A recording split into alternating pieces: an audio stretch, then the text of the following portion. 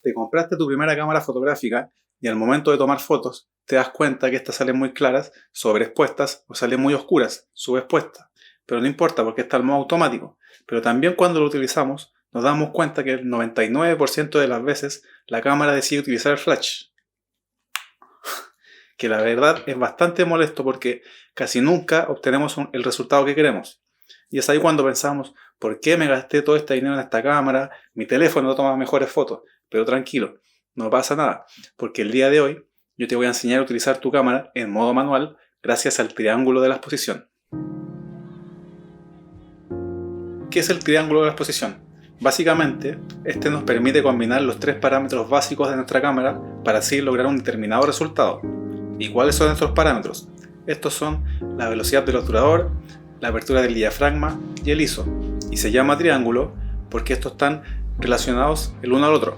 Por ejemplo, si yo modifico el valor de uno, voy a tener que compensarlo modificando el valor del otro, y así sucesivamente.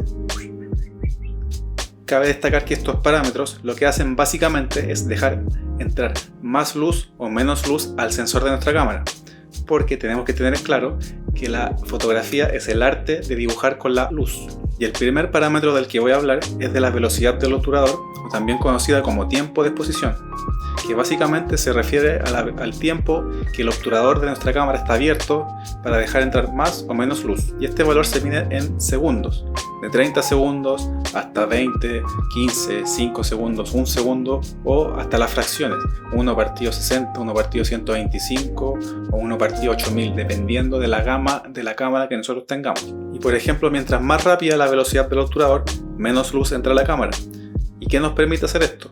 Nos permite congelar el movimiento. Como por ejemplo en pantalla les aparece este ejemplo de esta fotografía en donde esta persona está realizando un mortal hacia atrás.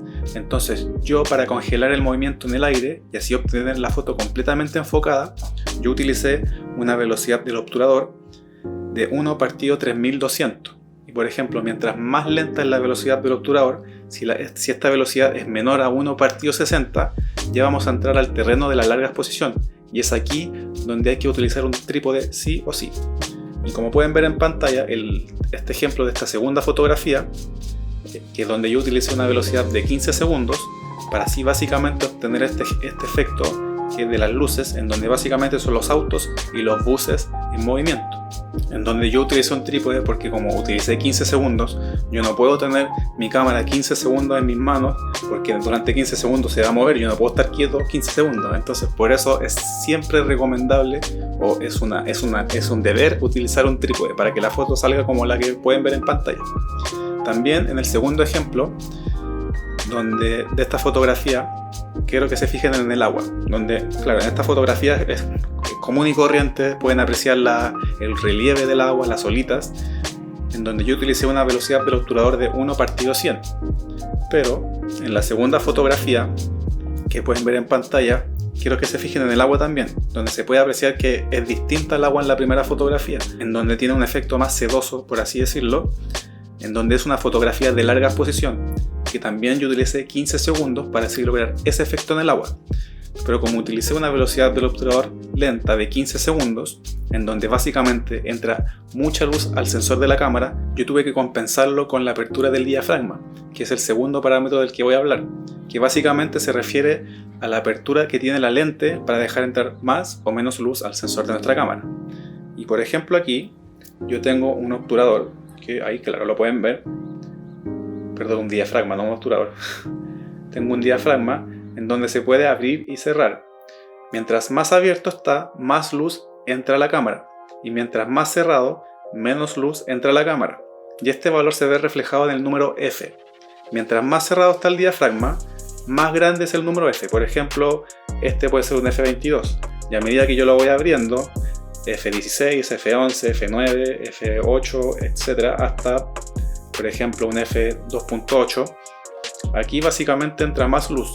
Y la apertura del diafragma está totalmente relacionada con la profundidad de campo. ¿Y qué es la profundidad de campo? Básicamente esta es la zona de una fotografía que va a estar enfocada o no. Por ejemplo, ustedes pueden ver en pantalla este retrato de esta mujer en donde ella está completamente enfocada, pero el fondo está borroso. ¿Cómo logramos este efecto? abriendo el diafragma, que en este caso yo utilicé un diafragma de f1.4, que básicamente es el mismo que estoy utilizando ahora para grabar el video, en donde yo salgo enfocado, pero el fondo sale borroso. Y en el segundo ejemplo, en donde ustedes pueden ver que es básicamente la misma foto, pero la mujer también está enfocada, pero el fondo es el que está ya más enfocado. Entonces nosotros podemos apreciar lo que hay.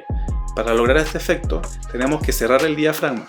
En este caso yo lo hice a un f.9, pero por ejemplo si yo sigo cerrando el diafragma a un f16 por ejemplo, el fondo va a estar mucho más enfocado aún, porque no sé si pueden apreciar que se puede ver el fondo, pero también está un poquito borroso. Entonces, mientras yo por ejemplo cierro más el diafragma, lo compenso aumentando la velocidad del obturador o aumentando el ISO, que ese es el tercer parámetro del que voy a hablar, y el último, que básicamente es la sensibilidad del sensor que tiene para captar más o menos luz, y el valor del ISO se ve reflejado en números que van desde el 100 hasta, dependiendo la gama de nuestra cámara, puede llegar hasta el 500.000, pero generalmente este valor no lo podemos aumentar más allá de 3200 o 1600.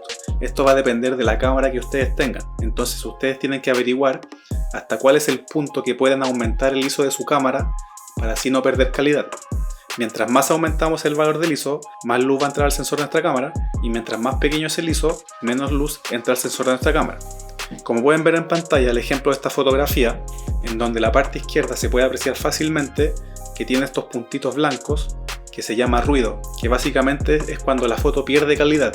Mientras más aumenta el ISO, más ruido obtenemos. Y en la otra parte de la fotografía, donde fue tomada con un ISO 100, se puede apreciar claramente que no hay nada de ruido, que es una fotografía limpia, y básicamente no tenemos pérdida de calidad, pero entra menos luz. Bueno, y como al principio es un poco complicado saber qué valores elegir y cómo entender cómo funciona esto, todas las cámaras traen un exposímetro, que como la aparece en pantalla es esta tabla en donde los valores negativos quiere decir que tu foto o tu video está muy oscuro, y los valores positivos quiere decir que está muy claro.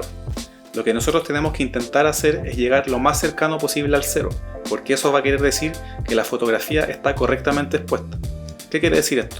Que básicamente nosotros, si por ejemplo apreciamos las sombras o las altas luces de una fotografía, si está correctamente expuesta, vamos a poder ver los detalles que hay ahí. Vamos a poder ver si hay algún objeto, o vamos a poder ver si hay alguna textura. Mientras que si la fotografía no está correctamente expuesta, está muy oscura o muy clara, no vamos a poder apreciar qué hay en las altas luces o en las sombras. Las sombras van a ser de un color negro, en donde no vamos a poder apreciar nada, y al igual que las altas luces. Y para llegar a dominar esto, el triángulo de la exposición, básicamente se logra dominar con la práctica. Entonces ustedes tienen que salir a la calle, o pueden practicar desde su casa, practicar, ver cómo funciona el ISO, el diafragma, el obturador, y como en toda la vida, la práctica hace el maestro. Tomen fotografías, traten de todos los días utilizar su cámara, no para lograr obtener una gran fotografía, si lo hacen bien, pero si no, lo ideal es que ustedes quieran aprender, entonces salgan con la idea de aprender para ver, cada día entender cómo funciona más la cámara en modo manual. Y bueno, eso es todo por hoy. No quería hacer un video tan largo y hablando de tanto tecnicismo, sino que básicamente quería hacer un video más cortito y explicándole con ejemplos para que así sea mucho más fácil de entender para todos ustedes. Así que recuerden, practiquen, y si les gustó este video, denle like y suscríbanse a mi canal. Y nos vemos en un próximo video de Francisco Cárcamo.